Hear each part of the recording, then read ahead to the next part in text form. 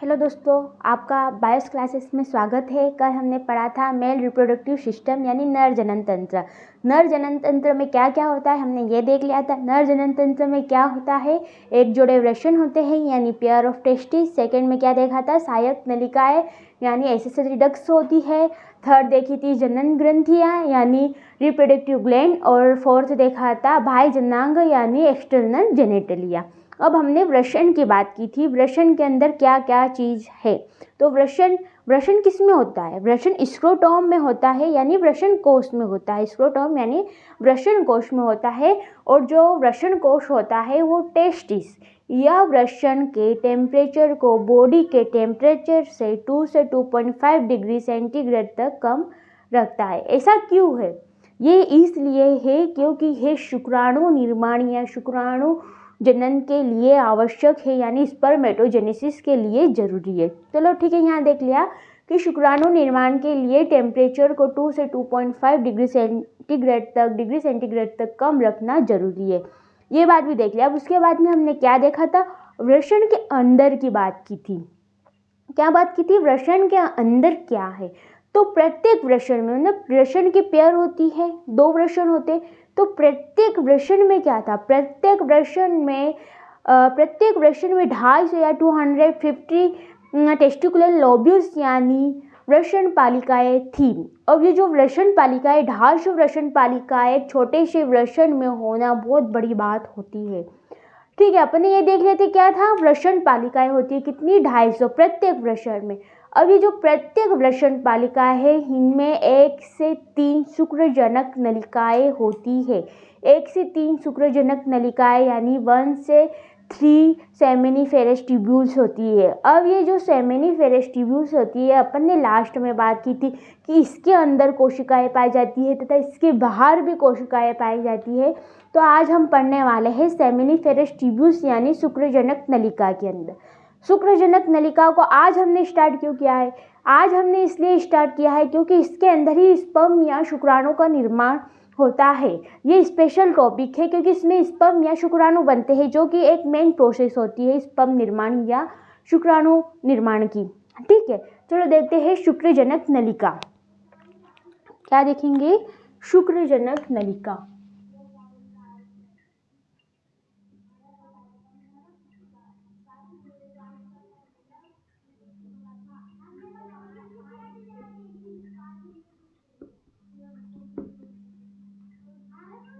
क्या देख रहे हैं हम, शुक्रजनक नलिका यानी सेमिनिफेरस ट्यूब्यूल्स।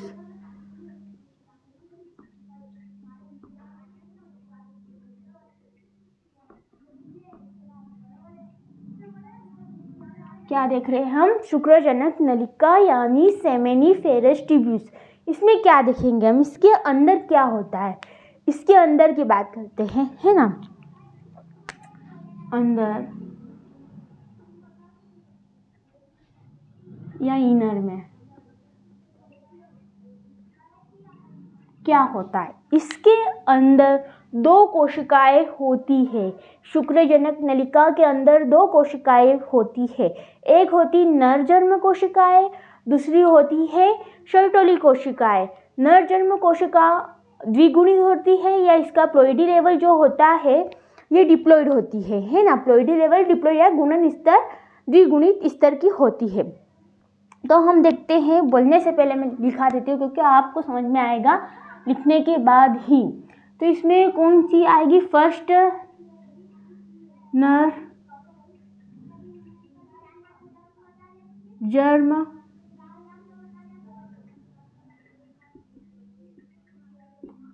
कोशिका, सेकेंड है शर्टोली कोशिका।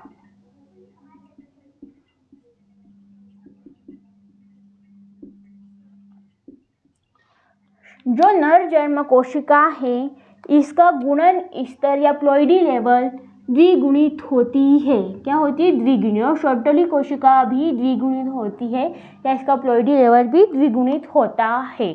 तो अब हम यहाँ पे ये चीज़ देखेंगे कि आखिर में नर जन्म कोशिका है और शर्टोली कोशिका, इनका क्या काम होता है। तो इनका काम होता है कि जो नर जन्म कोशिका है ये अर्धसूत्री विभाजन के द्वारा किसके द्वारा? अर्धसूत्री विभाजन यानी मियोसिस के द्वारा, मियोसिस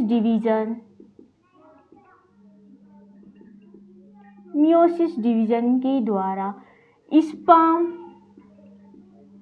या शुक्राणु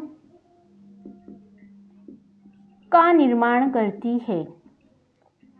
नरजन्म कोशिका का काम क्या है? इसका काम है ये अर्धसूत्री विभाजन के द्वारा स्पर्म या शुक्राणु का निर्माण करती है। क्या देखा हमने? शुक्रजनक नलिका के अंदर दो कोशिकाएं होती है, एक नरजन्म कोशिका होती है, दूसरी सर्टोली कोशिका होती है। अब इसके बाद में क्या देखा था? दोनों का गुणन स्तर देखा था। क्वेश्चन बन सकता है कि नरजन्म कोशिका का गुणन स्तर क्या है या प्लॉइडी लेवल क्या है, तो ये डिप्लॉइड होती है या द्विगुणित होती है, समझ में? और जो सर्टोली कोशिका होती है ये भी द्विगुणित होती है और ये डिप्लॉइड होती है। तो अब हम देखेंगे कि जो नरजन्म कोशिका है उसका क्या काम है। ये अर्धसूत्री विभाजन या मियोसिस डिवीजन के द्वारा स्पर्म या शुक्राणु का निर्माण करती है। और जो दूसरी है ना सर्टोली कोशिका, इसका क्या काम होता है? ये न्यूट्रिशन देने का काम करती है, ये पोषण देने का काम करती है। क्या करती है? न्यूट्रिशन यानी पोषण देने का काम करती है। ये पोषण यानी न्यूट्रिशन देने का कार्य करती है। ये न्यूट्रिशन किसको देगी? पोषण देने का काम तो कर रही है, न्यूट्रिशन देने का काम कर रही है, पर किसको देगी? तो ये किसको देगी न्यूट्रिशन? ये स्पर्म्स को देगी, मतलब स्पर्म्स को देगी। उससे पहले तो नरजन्म कोशिका को पोषण देगी। नरजन्म कोशिका किसको पोषण देगी? किसको बना रही है? स्पर्म्स को बना रही है ना। नरजन्म जो कोशिका है वो क्या बना रही है? क्या बनाने का काम कर रही है? तो ये क्या काम कर रही है? शुक्राणु निर्माण या स्पर्म फॉर्मेशन का काम कर रही है। तो जो सर्टोली कोशिकाएं होती है वो न्यूट्रिशन देने का काम करती है, पर किसको न्यूट्रिशन दे रही है? ये न्यूट्रिशन देती है स्पर्म्स यानी नरजन्म सेल्स को, क्योंकि नरजन्म सेल ही क्या बना रही है? शुक्राणु या स्पर्म्स बना रही है। तो इसलिए क्या बोलेंगे? जो सर्टोली कोशिकाएं न्यूट्रिशन या पोषण देती है वो किन्हें देती है? शुक्राणुओं को देती है। अब मैं यहाँ पे एक अच्छी बात बताना चाहती हूँ कि जो पोषण देने का काम जो सर्टोली कोशिकाएं करती है ना, ऐसा ही काम अगर कोई दूसरी कोशिका हो, अन्य कोशिका हो, आगे जब हम पढ़ेंगे ऐसी कोई सी भी कोशिका आती है जो पोषण या न्यूट्रिशन देने का काम करती है, तो ये जो पोषण देने का या न्यूट्रिशन देने का काम कर रही है ना, इसके आधार पर, मतलब जो पोषण देने का जो गुण है, ये जो पोषण देने का कार्य करती है, इसके आधार पे इसे नर कोशिका बोलते हैं। क्या बोलते हैं? नर कोशिका। आगे कोई सी भी कोशिका आएगी जो पोषण देगी उसे भी हम नर कोशिका बोलेंगे। तो इसको क्या बोलेंगे? नर कोशिका।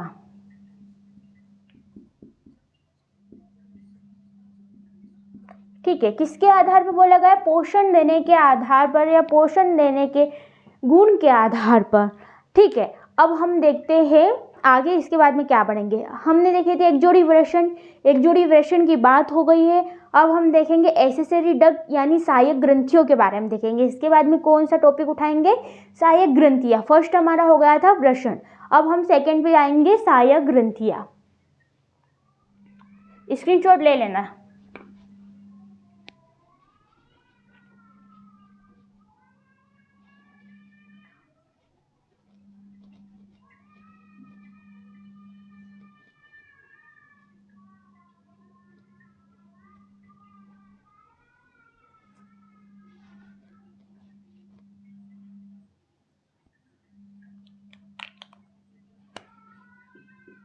तो ये हमारी आ गई है सहायक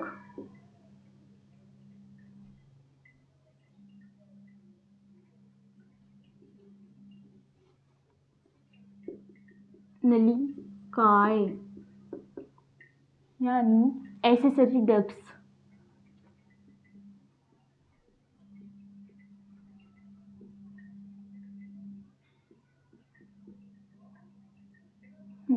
अब इनमें क्या होता है? सहायक नलिकाओं में क्या होता है? इनमें सहायक नलिकाएं होती है या एक्सेसरी डक्ट्स होती है ना।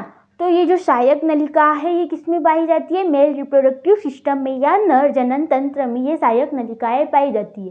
तो इस सहायक नलिकाओं का आखिर में क्या काम होता है, ये कैसी होती है, तो मैं आपको एनसीईआरटी में जो दिया है ना बस मैं उतना ही बताऊंगी, ज़्यादा डिप में नहीं जाएंगे इसमें, क्योंकि एनसीईआरटी में जो दिया है उतना अपने लिए सफिशिएंट है। एग्ज़ाम के लिए, नीट की एग्ज़ाम हो या अदर कोई सी भी कॉम्पिटिटिव एग्ज़ाम हो, उसमें एनसीईआरटी के बाहर कुछ भी नहीं पूछा जाता है। तो हम देखेंगे इसके सीक्वेंस, इसमें मेन चीज़ आती है इसकी सीक्वेंस की बात आती है कि इनमें सीक्वेंस किस तरीके की रहती है। तो सबसे पहले देखेंगे कि जो ये सहायक ग्रंथियाँ है या एक्सेसरी डक्ट्स है ये कौन कौन सी है, तो इनके नाम लिखते हैं।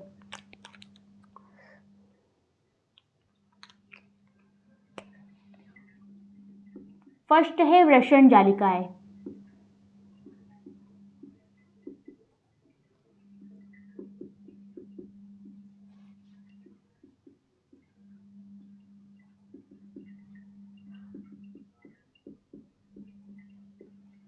दूसरा है शुक्रवाहिका,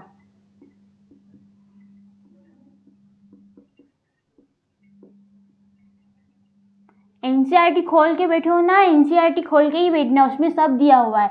अभी तो मैं इसमें भी बताऊंगी कि कौन कहाँ है, एक्सेसरी डक्ट्स कहाँ है, और शुक्रजनक जो नलिका देखी थी, जो सेमिनिफेरस ट्यूब्यूल्स देखी थी, वो भी मैं इसमें बताऊंगी।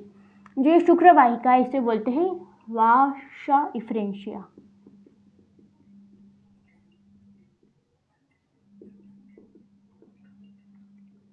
थर्ड है अधिवृषण, एपिडिडैमस, एपिडिडेमस या एपिडाइडेमस भी बोल सकते हैं। इसका प्रोनाउंसिएशन दो तरीके से होता है, एपिडिडेमस या एपिडिडाइमस। अधिवृषण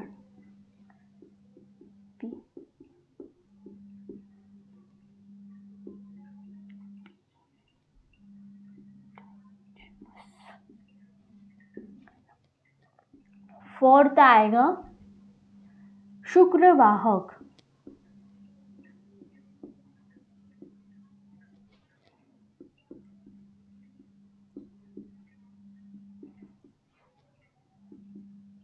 वाजा डेफरेंस, है ना। कौन कौन सी सहायक नलिकाएं देखी या एक्सेसरी डक्ट्स देखी है। फर्स्ट देखी हमने वृषण जालिकाएं यानी रेटेटेस्टिस।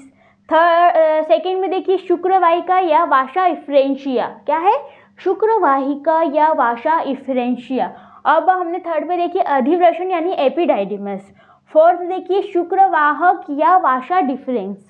आ गया बात समझ में कि चार एक्सेसरी डक्ट्स या सहायक नलिकाएं होती है। फर्स्ट में आएगा वृषण जालिकाएं रेटेटेस्टिस, सेकेंड है शुक्रवाहिका यानी वासा इफ्रेंशिया, थर्ड में है अधिवृषण यानी एपिडिडेमस, फोर्थ है शुक्रवाहक यानी वासा डिफरेंस। अब हम देखेंगे इनकी सीक्वेंस क्या होती है, इनका क्रम जो है वो क्या होता है, क्योंकि एग्जाम में इनका क्रम ही पूछते हैं। तो जो क्रम है या सीक्वेंस है,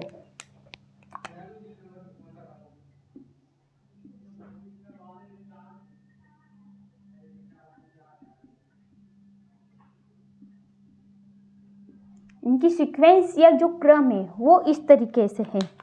सबसे पहले सेमिनिफेरस ट्यूब्यूल्स या शुक्रजनक नलिका से कौन निकलती है, पहले देख लो कि क्या लिखवा रही हूँ, फिर उसको यहाँ पे मैं समझूंगी आपको। सेमिनिफेरस ट्यूब्यूल्स,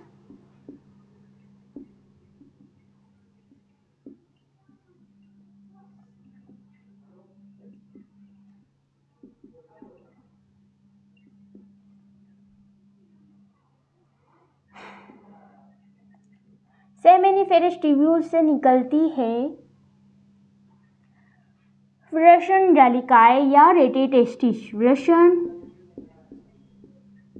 जालिकाएं यानी रेटेटेस्टिस, इन्हें बोलते हैं शुक्रजनक नलिका। सेमिनिफेरस ट्यूब्यूल्स को हमने लिखा है शुक्रजनक नलिका, है ना। अब वृषण जालिका या रेटेटेस्टिस से क्या निकलता है, तो ये निकलता है शुक्रवाहिका। क्या निकलती है, शुक्रवाहिका यानी वासा इफ्रेंशिया।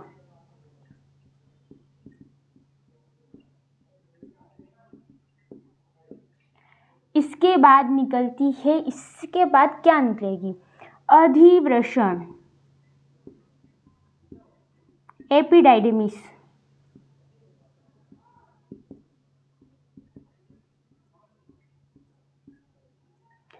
अधिवृषण से क्या निकलता है? अधिवृषण से वासा डिफरेंस यानी शुक्रवाहक,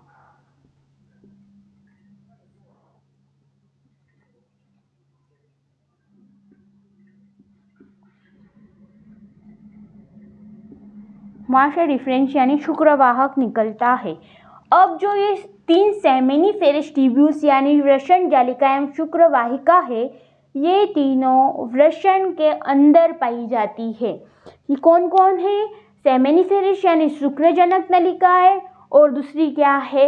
वृषण जालिका यानी रेटिटेस्टिस, थर्ड है शुक्रवाहिका यानी वासा डिफरेंशिया। ये तीनों वृषण के अंदर यानी इनर ऑफ टेस्टिस के अंदर पाई जाती है।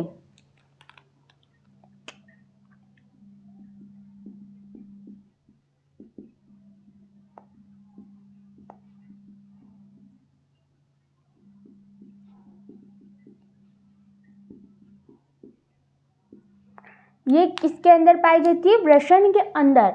अब वृषण के बाहर क्या पाया जाता है? वृषण के बाहर अधिवृषण पाया जाता है।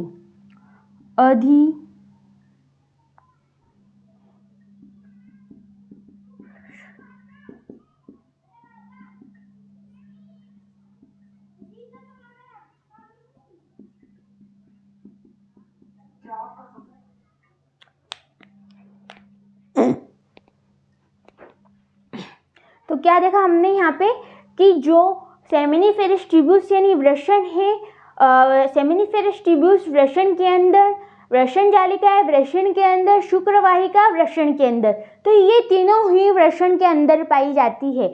और जो फोर्थ है अधिवृषण यानी शुक्रवाहक, ये भी वृषण के बाहर पाई जाती है। किसके? वृषण के बाहर। और वृषण के अंदर कौन है? सेमिनिफेरस ट्यूब्यूल्स, वृषण जालिका है और शुक्रवाहिका। सेमिनिफेरस ट्यूब्यूल्स को शुक्रजनक नलिका बोलते हैं, जिसके अंदर स्पर्म का निर्माण या स्पर्म फॉर्मेशन होता है। अब हम देखते हैं कि ये चीज़ें यहाँ पर कहाँ कहाँ है। तो अब सबसे पहले मैं सेमिनिफेरस ट्यूब्यूल्स दिखाना चाहती हूँ आपको, जो शुक्रजनक नलिका बताई, जिसके अंदर क्या होता है? स्पर्म का निर्माण होता है। तो हम सबसे पहले देखेंगे टेस्टिस। ये जो टेस्टिस है, ये कहाँ है? ये जो है ना, इसे टेस्टिस बोला गया है। क्या बोला गया है? टेस्टिस। और मैंने बोला था जो टेस्टिस या वृषण होता है एक थैलीनुमा पाउच में होता है, जिसे हमने वृषण कोश या स्क्रोटम बोला था। क्या बोलता? वृषण कोश या स्क्रोटम बोला था। तो ये वृषण कोश स्क्रोटम ये है, ये जो दिख रहा है ना ब्लू लाइन से, ये स्क्रोटम या वृषण कोश है, जिसके अंदर क्या होता है? वृषण होता है। अब वृषण के अंदर हमने देखा था, वृषण के अंदर की बात बता रही हूँ, जो ये वृषण के अंदर है, वृषण के अंदर सेमिनिफेरस ट्यूब्यूल्स, ये जो सेमिनिफेरस ट्यूब्यूल्स या शुक्रजनक नलिका है, वो ये अंदर ब्लू से बनी हुई जो है वो सेमिनिफेरस ट्यूब्यूल्स या शुक्रजनक नलिका है, जिसके अंदर स्पर्म निर्माण होता है। छोटे छोटे से स्पर्म बनते हैं या छोटे छोटे शुक्राणु बनते हैं। कहाँ बनते हैं? शुक्रजनक नलिका में बनते हैं, है ना। तो अब इसके बाद में हम देखेंगे रेटिटेस्टिस। जो रेटिटेस्टिस है या वृषण जालिका है, वो कहाँ पाई जाती है? तो ये कहाँ पाई जाती है? शुक्रजनक नलिका के बाहर रेटिटेस्टिस या वृषण जालिकाएं पाई जाती है। अपन ने क्या देखा? सेमिनिफेरस ट्यूब्यूल्स से वृषण जालिकाएं आ रही है, तो ये सेमिनिफेरस ट्यूब्यूल्स अंदर है और बाहर वृषण जालिकाएं हैं। अब नेक्स्ट आता है वासा डिफरेंशिया यानी शुक्रवाहिका। क्या है? शुक्रवाहिका जो है, ये पाइप दिख रहा है, नली आकार की जो चीज़ दिख रही है, ये नली आकार की, इसे बोला गया है वासा डिफरेंशिया या शुक्रवाहिका बोला गया है। अगली बात समझिए, तीनों की चीज़ देख लिए किसके अंदर है? ये वृषण के अंदर है। अब वृषण के बाहर की बात आती है। वृषण के बाहर हमने क्या देखा? एपिडिडेमस या एपिडाइडेमस, यानी अधिवृषण कहाँ देखा? वृषण के बाहर। तो ये वृषण के बाहर है, इसलिए हम इसे बोलते हैं एपिडाइडिमिस, है ना। और भाषा डिफरेंस जो वो भी वृषण के बाहर है, ये भाषा डिफरेंस है। जो भाषा डिफरेंस है इसकी एक खास चीज़ होती है, खास बात होती है, ध्यान से सुनना, ये ऑब्जेक्टिव में क्वेश्चन बन सकता है ना। जो ये भाषा डिफरेंस या शुक्रवाहक है, ये भाषा डिफरेंस या शुक्रवाहक है, ये क्या करता है? भाषा डिफरेंस या शुक्रवाहक आरोहित होकर, भाषा डिफरेंस या शुक्रवाहक आरोहित होकर मूत्राशय के ऊपर एक लूप बना लेता है, या ब्लैडर के ऊपर, यूरिनरी ब्लैडर के ऊपर एक लूप बना लेता है। जो भाषा डिफरेंस या शुक्रवाहक है, यह आरोहित होकर या नीचे से ऊपर जाकर मूत्राशय या यूरिनरी ब्लैडर के ऊपर एक लूप बना लेता है ना, जिसको हम बोलते हैं सेमिनल, जिसे हम बोलते हैं इजैकुलेटरी डक्ट। क्या बोलते हैं? जिसे हम इजैकुलेटरी डक्ट बोलते हैं। क्या बोलेंगे? जो शुक्रवाहक है ये नीचे से ऊपर आरोहित होकर यूरिनरी ब्लैडर के ऊपर लूप बना लेती है, जिसे हम इजैकुलेटरी डक्ट बोलते हैं। क्या बोलते हैं? Ejaculatory duct. अब क्या होता है, चलो देख लिया, सारी चीज़ देख ली, वृषण के बाहर की चीज़, वृषण के अंदर की चीज़, हमने सब कुछ देख लिया। अब हम देखते हैं कि जो यहाँ से स्पम्स बनते हैं, कल भी मैंने बताया था किस तरीके से बाहर आते। यहाँ स्पम बन गए, यहाँ क्या हुआ? स्पम का फॉर्मेशन हो रहा है, यहाँ स्पम्स बने, है ना। क्या हो रहा है? स्पम्स बन रहे।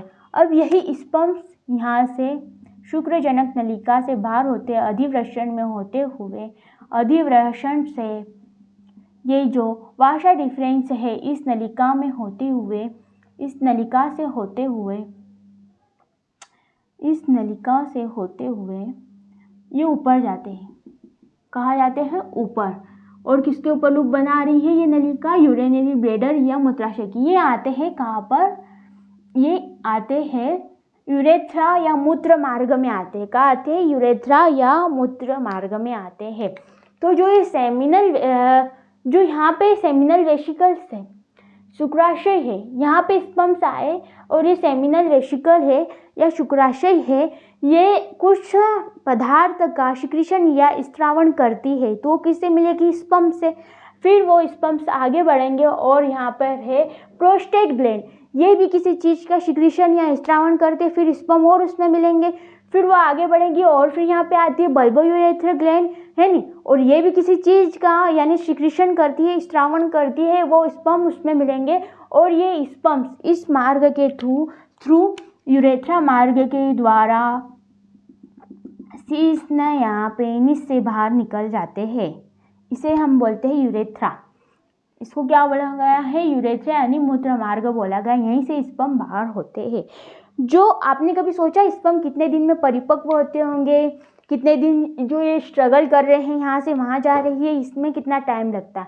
तो इसमें 3 वीक का टाइम लगता है। 3 सप्ताह में या 3 सप्ताह जो शुक्राणु रहता है वो स्ट्रगल करता है, इधर से इधर जाता है और फिर परिपक्व होता है। 3 हफ्तों में स्पर्म परिपक्व या प्यूबरिटी आती है। किनमें? स्पर्म्स में। जो शुक्राणु होते हैं वो 3 सप्ताह में परिपक्व होते हैं और स्ट्रगल करते रहते हैं। ठीक है, यहाँ पर हमारी सहायक नलिकाएं खत्म हो गई है, यानी एक्सेसरी डक्ट खत्म। यहाँ पे सीक्वेंस देखना है, सीक्वेंस ऑब्जेक्टिव में आ सकती है कि इसकी सीक्वेंस बताइए, सहायक नलिकाओं या एक्सेसरी डक्ट की सीक्वेंस लिखिए। फिर उसके बाद में आ सकता है कि वृषण के अंदर क्या क्या चीज़ें पाई जाती है। तो वृषण के अंदर सेमिनिफेरस ट्यूब्यूल्स पाई जाती है, सेकंड में वृषण जालिकाएं पाई जाती है, थर्ड में शुक्रवाहिका पाई जाती है। वृषण के बाहर क्या पाया जाता है? अधिवृषण पाया जाता है और शुक्रवाहक का पाया जाता है ना। आगे बात समझ, जो शुक्रवाहक रहता है भाषा डिफरेंशिएट क्या करता है?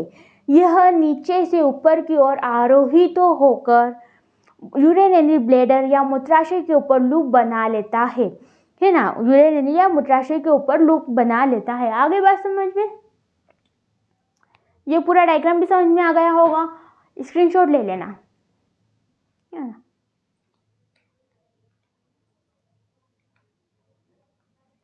ठीक है, अब जो 2 चीजें बची है, क्या क्या बचा है? जनन ग्रंथियां या रिप्रोडक्टिव ग्लैंड और बाह्य जननांग यानी एक्सटर्नल जेनेटेलिया। इसको हम देखेंगे अगले वाले पार्ट में। ये कौन सा पार्ट था हमारा? 3rd पार्ट था। फर्स्ट पार्ट हमने देख लिया। फर्स्ट पार्ट में हमने देखी थी रिप्रोडक्टिव पोजीशंस या जनन के पद देखे थे। सेकेंड में हमने देखा था मेल रिप्रोडक्टिव सिस्टम, और ये थर्ड में हम देख रहे हैं मेल रिप्रोडक्टिव सिस्टम के जो अंदर अंग पाए जाते हैं या ऑर्गन्स पाए जाते हैं उनमें क्या क्या पाया जाता है। ठीक है, अब हम फोर्थ पार्ट देखेंगे कल, जिसमें हम देखेंगे जनन ग्रंथियाँ यानी रिप्रोडक्टिव ग्लैंड और बाह्य जननांग यानी एक्सटर्नल जेनिटलिया। आपको अगर ये हमारा पढ़ाना अच्छा लग रहा है तो आप मेरे चैनल को सब्सक्राइब कीजिए और शेयर कीजिए। ठीक है, और कमेंट्स भी कीजिए। थैंक यू, धन्यवाद।